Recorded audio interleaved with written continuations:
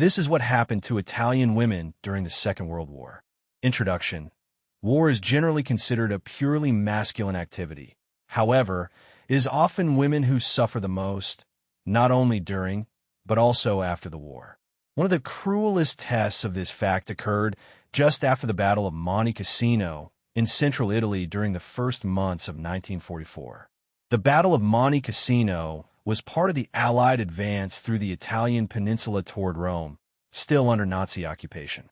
It was one of the most fierce battles of the Second World War, and the Allied victory meant a mortal blow to the Germans in Italy.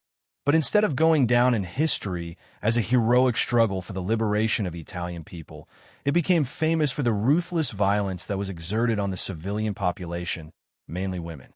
The brutality that these Italian girls and women had to endure for months in Monte Cassino was so extreme that it went down in the history books as the Moroccan Night. Due to the fact that many attackers were foreign soldiers from Morocco, the Gayer, colonial soldiers of the French Expeditionary Corps, who unleashed an endless barbarism against Italian women. What horrible fate awaited the women of Monte Cassino when night fell? Monte Cassino, one of the bloodiest battles of the Second World War, the so-called Battle of Monte Cassino, was actually a series of military confrontations that took place between January 17, 1944 and May 18th of the same year. The Allies, who were advancing from the south after landing in Anzio and other places on the coast, needed to break the winter line in order to reach and liberate Rome, the center of Nazi power in the peninsula. This objective was achieved on June 5, 1944, after the Italian capital had been in Nazi hands for 9 months. It was the day before the Allies landed in Normandy, effectively starting the liberation of France. It was, in fact, some of the French troops operating in Italy that gave the Battle of Monte Cassino its infamous stain known as the Moroccan Nights. At the beginning of 1944, the western part of the Winter Line, whose main axis was located on the steep slopes of Monte Cassino, was in the hands of the Germans, who had positions in the valleys of the Gari, Liri, and Garigliano rivers, and in some nearby peaks and ridges. On May 14th, the French army set out to break through a field in Monte Cassino, in the Italian province of Frosinone, in the Lazio region, fueled by the devastation caused in France by years of German occupation. In 1944, their army was composed in part of the so-called couriers, a term that referred to a company of armed tribes from North Africa employed during the French occupation of Morocco from 1908. Later, in the Second World War, it became synonymous with the Algerian, Moroccan, and Tunisian troops of the French army. The French advanced, destroying the German lines and allowing the British 13th Corps to break the resistance, which gave the Allies free rein to move on to the next offense of the Wehr. The fearsome army of Adolf Hitler was by then suffering from inexhaustible demoralization in its ranks, along with an indisputable retreat in its advance through Europe. Monte Cassino was the place where the Germans resisted most strongly. The Allied forces responded by attacking the Benedictine Abbey of Monte Cassino with 350 tons of explosives between February and May 1944. However, their attacks failed in the face of determined Nazi resistance and the exhaustion of the Allies, as the 2nd New Zealander nucleus remained in reserve instead of engaging in the rearguard of the tough Allied battle north of the city. The First Battle of Cassino ended with the Germans in possession of the city, the heights, and the mountain above it. This led the Allies to carry out air attacks on Monte Cassino and the city of Cassino to defeat the forces of the Third Reich stationed there. The French expeditionary force that allowed the Allied army to finally break the German defenses was commanded by General Alphonse Juin, an experienced commander who had fought on different sides over the years and who, aware of the important sacrifice that his men had suffered to secure the Allied victory, congratulated them and granted them freedom of action. This would prove to be a mistake, as in the following hours some of the most atrocious crimes of the entire war were committed. It is said that Juin warned his men in advance that if they won this battle, for 50 hours they would be the absolute masters of everything they found beyond the enemy.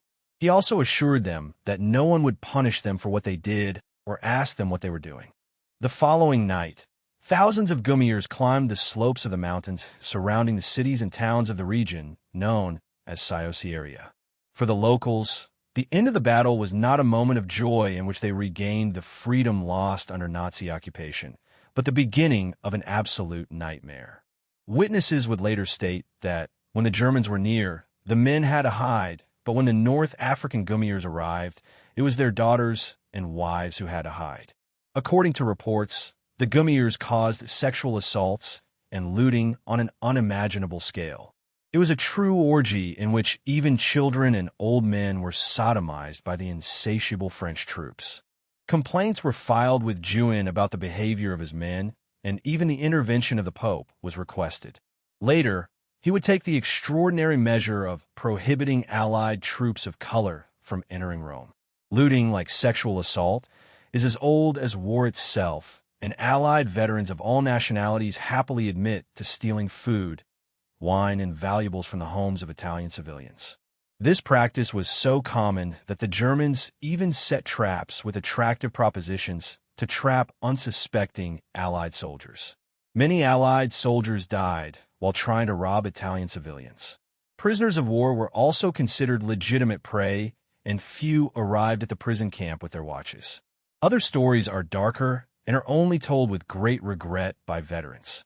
Several have recounted their revulsion when a companion robbed a corpse, and, in some cases, cutting off the finger of a dead German to steal his gold ring. Perhaps more than anything, this illustrates the debilitating effects that war has on the behavior and morality of those forced to fight in it. Who were the Gummers? Fearsome but ungovernable troops. Linguistically speaking, the term Gummer comes from an Arabic word that means to get up. The Gummers, mostly Moroccans, formed the French expeditionary force on the Italian front. There were also Algerians, Tunisians, and Senegalese. As soldiers in the force, they were considered the French irregular troops and came from the French colonies of North Africa. However, the most prominent Gummers were from Morocco. They knew that they were frowned upon for their savage acts, and, frequently, they behaved like animals with their enemies due to their bad reputation. These forces were organized into 4 divisions commanded by General Aloys Juin, a general with extensive military experience who was a friend of Charles de Gaulle, whom he had met in the Free Army. Juin was born in French Algeria and fought in the First and Second World Wars for France. Juin was captured by the Nazis in May 1940. The Vichy regime named him commander-in-chief of the French Army of North Africa, but he soon joined the Allies after Operation Torch in November 1942. Juin led his foreign mountain warriors from Maghreb with great military skill and tactical success during the first battle for Cassino in late January and early February 1944, and successfully crossed the Rapido River to the north of the city and monastery. He criticized the commanders of the Fifth Army for not committing 2 New Zealand Corps in the assault, which could have allowed the Foreign Corps and the 34th American Division to turn south, behind the German positions, and enter the Liri Valley, thus flanking the Winter Line during the First Battle of Cassino. Later, under his command, the foreign divisions moved skillfully through a difficult mountainous area during Operation Diadem, greatly contributing to the advance of the Winter Line in mid-May 1944. Juin was praised for this, but his name would forever be associated with the senseless abuse of the Gummers. The North African soldiers who joined the units led by Juin totaled 7833 and were easily identifiable because they wore a characteristic green wool tunic with multicolored bands and rope sandals. They were not exactly dressed for combat, but their uniforms would later inspire fear in both the enemy and civilians. They also carried the so-called jambia, a weapon that evokes mystery and tradition. The jambia is a dagger with a curved blade that varies in size according to the wearer's taste, and it is said that they used it to cut off the ears and noses of dead enemies to make necklaces. It was in the town of Cassino that the French army faced the harsh power of the Germans. The forces of Adolf Hitler put up fierce resistance, not resigning themselves to losing the position. Until that moment, the Gummers had advanced without any real difficulty through the Italian peninsula. 3 groups of Gummers under the name Corps de Montana were the vanguard of the French Expeditionary Corps' attack through the Orono Mountains during Operation Diadem, the 4th and final battle of Monte Cassino. The city was finally captured by the Allies on May 18, 1944.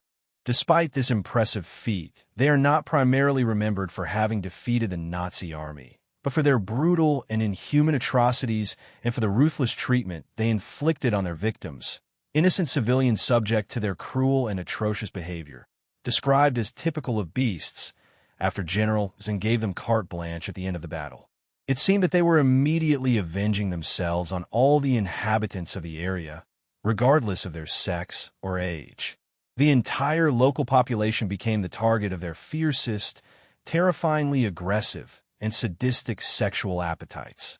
Not content with this, their material appetites led them to break into houses and take everything they thought was of value. If anyone resisted, they suffered an even worse fate. All this was done with the support of the French commander, who motivated them to carry out such bloody horror, and with the complicit silence of General Deal, who undoubtedly knew these facts, since he was the highest military authority and it was in his power to stop the madmen, but he decided not to do so. The forces of the Third Reich that had left the Monte Petrella area, east of Cassino, partially defenseless, knew that only Moroccan mountain troops could have managed to survive in that region, and they were not mistaken. Knowing what they were capable of, the Germans warned the civilian population of the imminent danger with an aerial launch of leaflets in which they were urged to flee. That same month of May, despite the imminent terror, not everyone was willing to heed the warning message launched from the skies by the enemy that occupied the country. The only ones who managed to save themselves are the numerous children evacuated by the fascist Republican National Guard, who were sent to colonies in the Rani area, where they were saved. However, the vast majority of refugees chose to hide on the Pioe Plateau, a territory located at the base of Mount Petrella, but the African soldiers, highly trained and accustomed to the mountains, managed to reach them easily and subject them to the same abuses, or worse, than the rest of the civilians of Monte Cassino. These abuses usually lasted all night, and the screams of the victims were heard at a distance by other Allied troops. On the morning of May 14th, the Americans discovered that the Germans facing them in the heights around the town of San Maria and Fonte had withdrawn to maintain contact with their left flank, which was faltering from the French attacks. After that, they advanced through the mountains and only had to face mines and booby traps on their right flank, where the Gummiers were located. The Americans were ordered to wear tape on the back of their helmets to avoid being mistaken for Germans if they encountered the North Africans at night. Even the Allies feared what the Gummiers could do to them at night. According to eyewitnesses, nightfall worked like a spell, as it was the time when men turned into monsters and unleashed their wrath on the civilian population. American gunner Len Zabas was attached to a GS unit and recounts how, when they arrived in the town of Spigno, they could hear shots and screams coming from the town. They knew that there were no German troops left there, so they were not sure what was happening. An American companion said, "I think they were attacking those women." One of the sergeants asked if they should do something about it, but they had to wait for orders. They continued to hear the screams of the women among the sounds of war. A heartbreaking experience.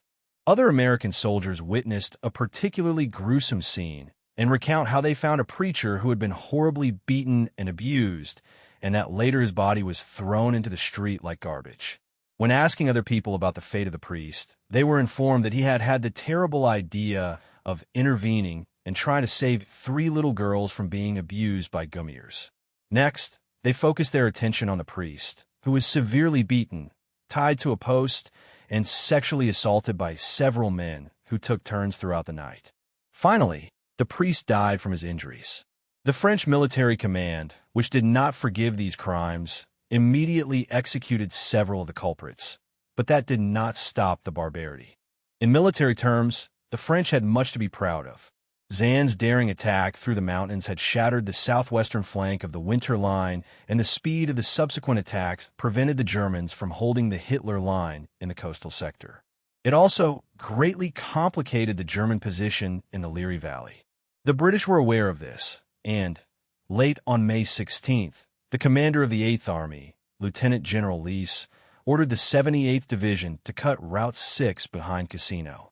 At the same time, the Polish Corps, which had suffered heavy losses on the first day of the attack, was to try again on the dreaded Monte Casino.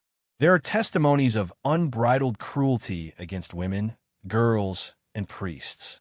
There are many witnesses and direct or indirect victims of these atrocities caused by the soldiers.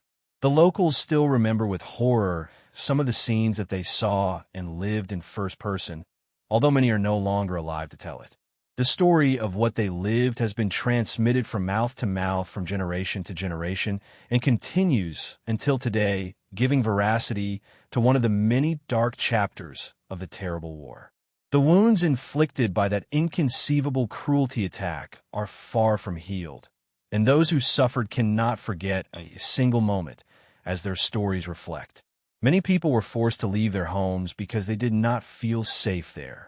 Several people and entire families hid together to be safe, knowing many did not have that privilege. Going out into the street almost certainly meant paying the consequences.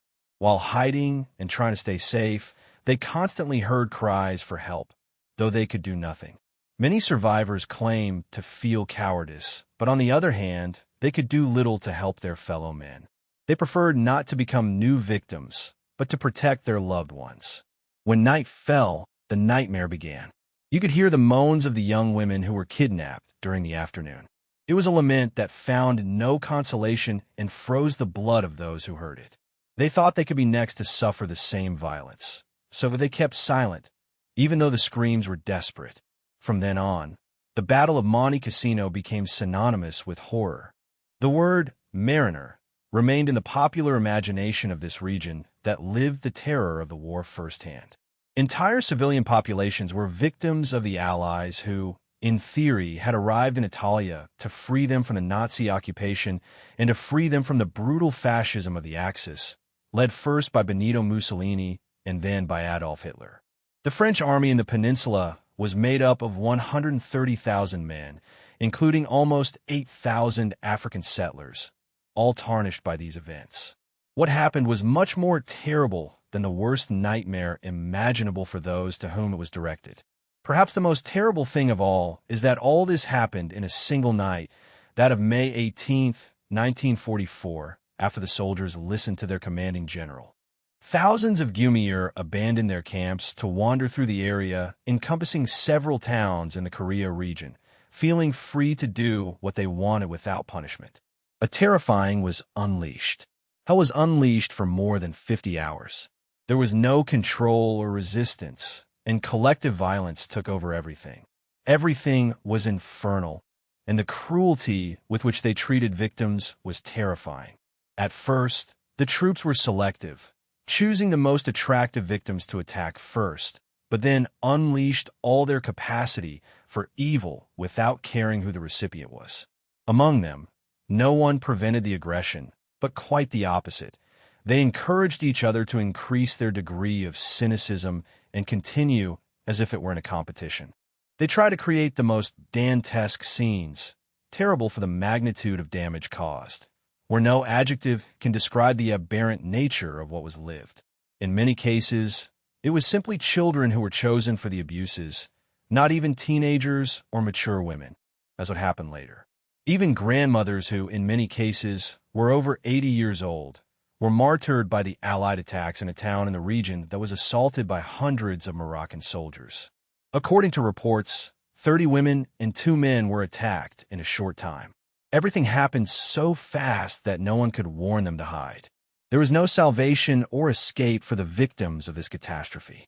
In another town, 2 sisters were forced to satisfy a platoon of almost 200 soldiers in a shocking act of unprecedented cruelty and ruthlessness. The suffering caused during the harassment was intensified deliberately and unnecessarily. Another truly incomprehensible case is that of some 300 combatants who took it out on an old man and decided to sexually abuse him in a group as a form of entertainment.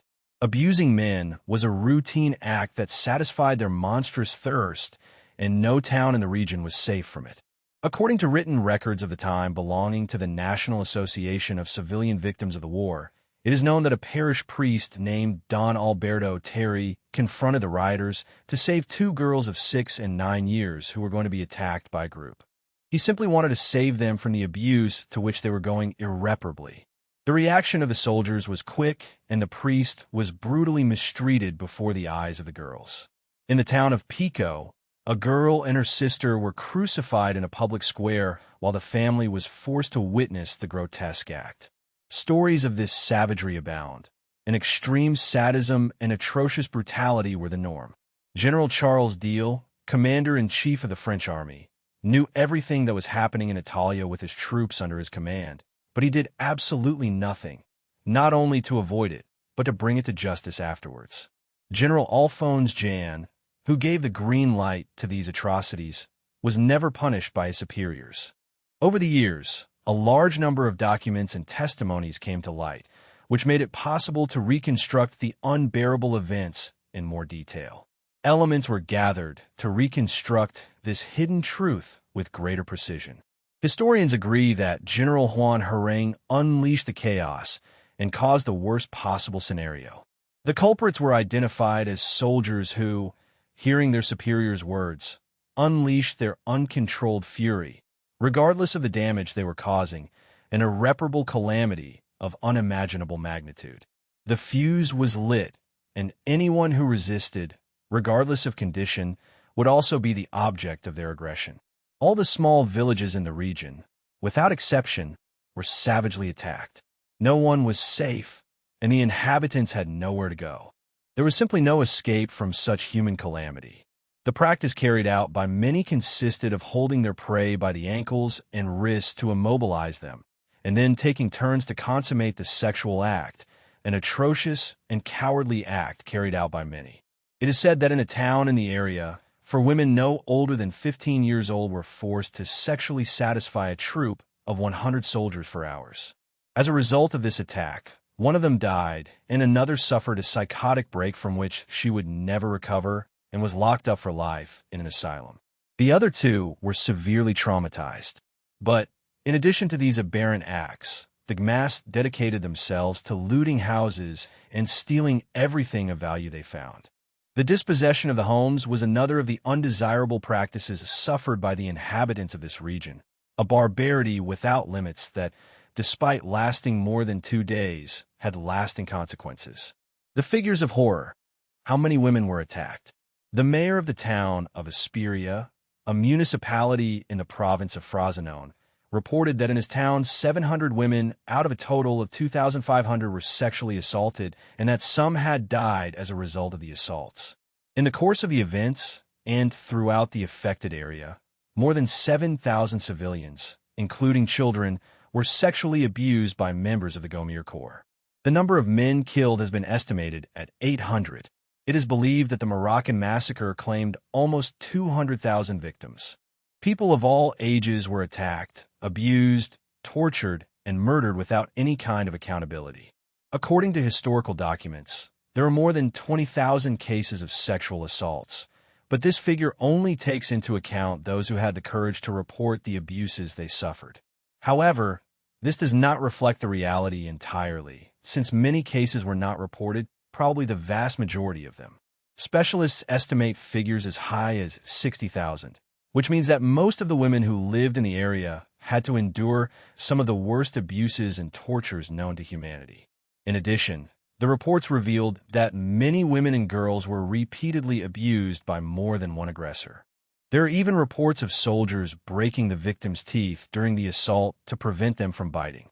Witnesses also speak of impalements and castrations, whose targets were mostly men who tried to defend their daughters, wives, sisters, or mothers, since no one was safe from the brutal and terrible attacks. It is also a known fact that the Allied soldiers carried out several mutilations for mere entertainment, using their famous Jambia daggers for this. It must be remembered that the Gumir were not mercenaries or voluntary foreign combatants, but soldiers in the service of the French Allied army, and, as such, the high command of the French army was responsible for their actions. The ruthless and cruel nature of the sexual violence perpetrated by the Allied troops is corroborated in the recovered medical records, which also reported infections of syphilis, garoablina, and other sexually transmitted diseases, an indelible memory of those terrible nights after the Battle of Monte Cassino. Only the introduction of American penicillin saved these areas from an epidemic that could have wiped out the remaining population. Unwanted pregnancies as a result of the attacks by the WWII numbered in the thousands, and many ended in clandestine abortions performed in improvised and unsanitary places. Those who were too afraid to undergo this distressing and dangerous procedure decided to carry their pregnancies to term. After the end of the war, in September 1945, many children were born as a result of these aggressions, many of whom were given up for adoption to the very orphanage. It is estimated that the number of babies who arrived at the very orphanage is around 400. Of course, this was an extremely high figure for the area, and most of those children were never adopted and continued to live in the orphanage until they reached adulthood, without knowing who their real parents were. The archival documents make it clear that not only the African soldiers of the French army were responsible for the attacks, but that white Frenchmen also participated in this atrocious violence, contrary to what the Allied propaganda tried to make the public believe. It was not an ethnic issue, but one of the darkest events in the midst of the most brutal military operation of the 20th century. Native Frenchmen represented about 40% of the fighting forces, so it would be impossible to attribute responsibility for the grievances solely to African settlers. Of course, when General Ewan authorized them to do whatever they wanted without retaliation, he was addressing the troops as a whole and not just the settlers. France has historically tried to evade responsibility for what happened every time the issue has been raised, implying that the events in Morocco should be attributed solely to the misconduct of a part of its troops, rather than a widespread situation in the French army. This official French position offers a very racist and discriminatory discourse, since it ignores the fact that it was General Ewan himself, of European blood, who incited the troops to unleash endless violence against the civilian population. A British report makes it clear that French soldiers with no ties to Morocco or North Africa were responsible for countless sexual assaults against young and old women. These aggressions did not occur in dark basements, but publicly in the middle of the streets, which meant additional humiliation for the victims and facilitated the identification of the aggressors. The same British report describes the sodomization of hundreds of prisoners and the castration of those considered leaders of their community.